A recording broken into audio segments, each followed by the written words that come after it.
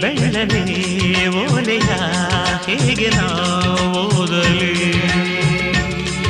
ಇದು ಓದು ಓಲೆಯಲ್ಲ ಬರೆದುಕೋ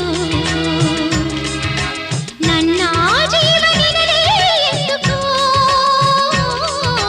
ನಿನ್ನ ಮನದ ಮನೆಗೆ ತಂದುಕೋ ಈ ಕಂಗಳ ಬಾಗಿಲ ಬಾದರೆಯುವೆ ಬಂದು ನೀ ಸೇರಿಕೋ ಓ ಮೇಘವೇ ಮೇಘವೇ ವಂದನೆ